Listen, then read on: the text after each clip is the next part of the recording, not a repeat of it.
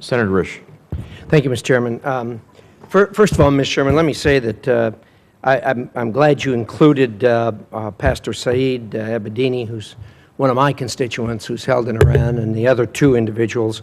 And frankly, without those people being freed, there's no chance that Iran's going to convince me that they have any willingness to participate in the international community and do what's right here.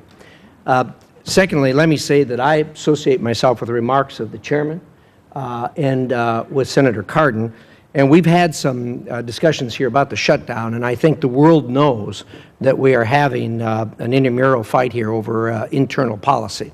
But let there be no mistake, when it comes to these kinds of issues, we stand shoulder to shoulder on them, and we are not divided on these issues. We will move forward together on these issues as Americans, and will join the country. Given that, let me say that I appreciate Senator Cardin's remarks, and again,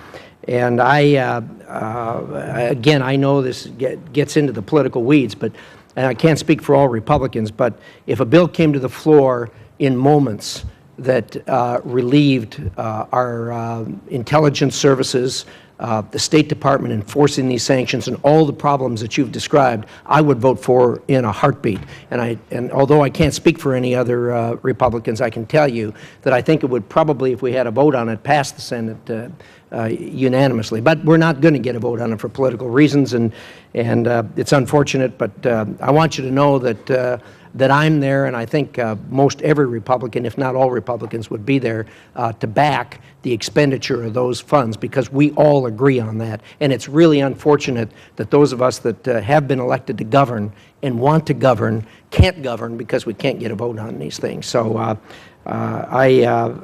we're going to continue to work on it. We know what's right for the country, and this has got to get resolved.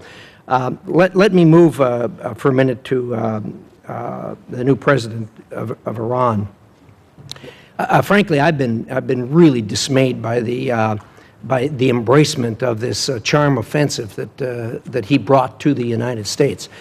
When you look at this man's history, and indeed when you look at his abilities, when we all know who's actually running that country, we ought to just flat ignore him. He has indicated that he has used this type of tactic in the past to achieve the policies and the goals that Iran wants to achieve in the nuclear field.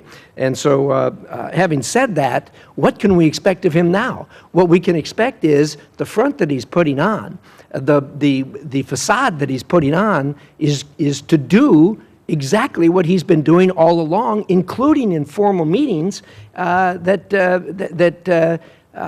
he bamboozled us. And he brags about bamboozling us. And we're smarter than this. We should understand that this guy, what he's saying now, you can't put any weight on whatsoever when you look at what his history is. So I, for one, have been very disappointed at all of this. I think what we ought to do is take a step back and say, look, we don't want to hear this stuff. We don't want to see smiles. We don't even want handshakes. What we want to see is some action. And I look forward to October 15th.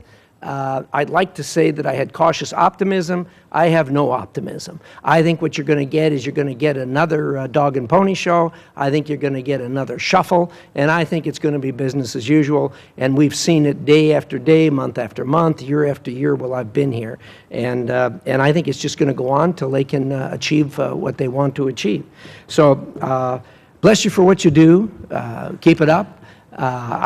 You have a very difficult task, and I think this committee and this Congress is willing to help and willing to put our foot down firmly to proceed with the road we've gone down to try to bring these people to where they need to be. Thank you. Thank you.